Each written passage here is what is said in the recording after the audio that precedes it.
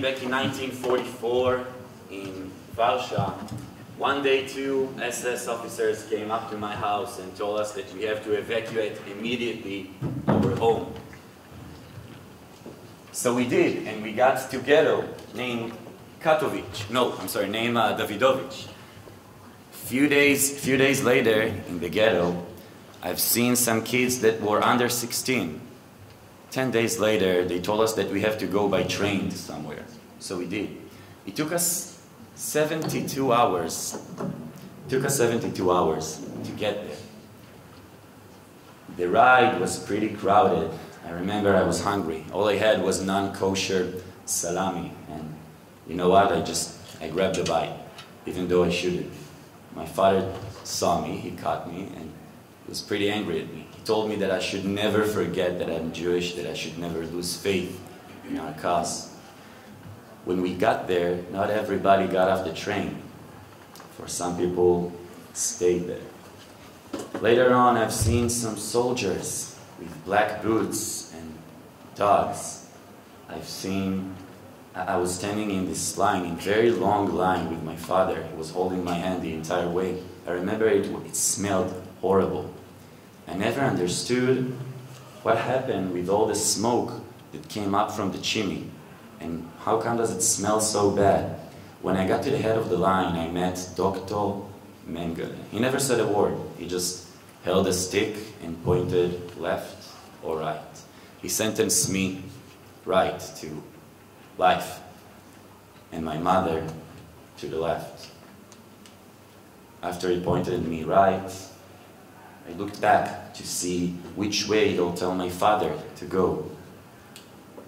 While I was looking back, I stepped on this, I guess, officer's shoes, and I looked up, and his eyes were pure anger.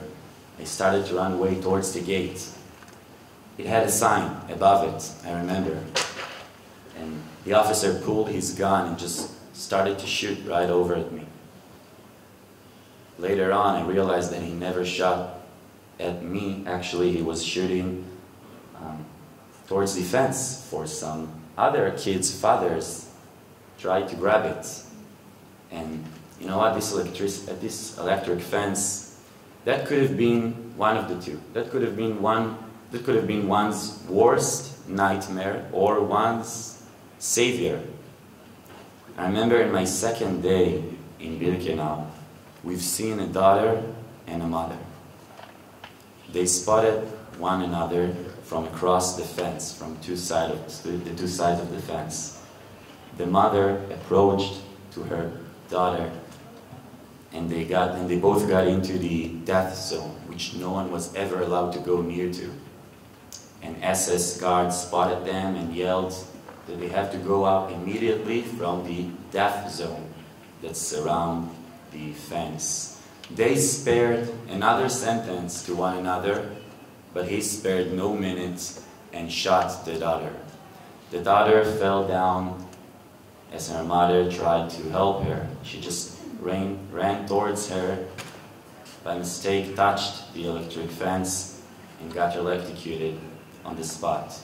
Within a moment, we've seen a human being turn into a dead body. Within a moment, we've seen a daughter turn to be an orphan.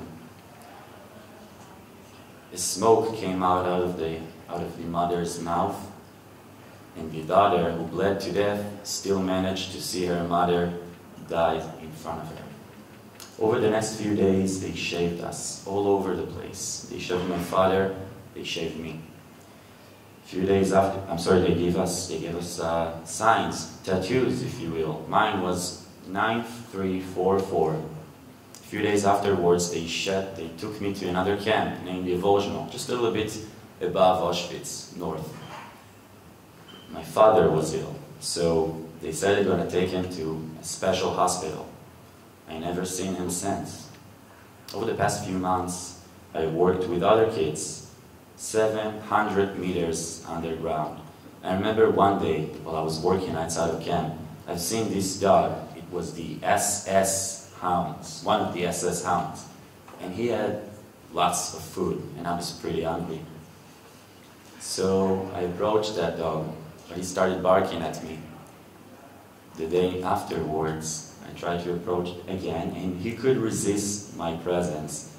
The day afterwards, I started to whistle at him. I sang, I talked to him, and a few weeks afterwards, we shared a feast. The feast of the SS officers' leftovers. A few months afterwards, on the January of 1945, one day they told us that we have to evacuate camp. They said, it's okay if you cannot make the trip, you can stay if you want to. It's up to you. But if you'll be on board, you'll get a half piece of bread. On our way, it was pretty cold. It was minus 25 degrees. I remember seeing some other kids who fell asleep in the snow. I remember seeing some other prisoners who got beaten by the SS soldiers. That was the story of Mנשל when he was 16. Me personally, Stav, when I was 16, I got to meet this great man, for he is my grandfather. When I was 16, my grandfather, Tzvi, suffered from advanced leukemia, and his final wish was that all of the grandchildren go together to Auschwitz, so he could lead us as a free man in the head of our family.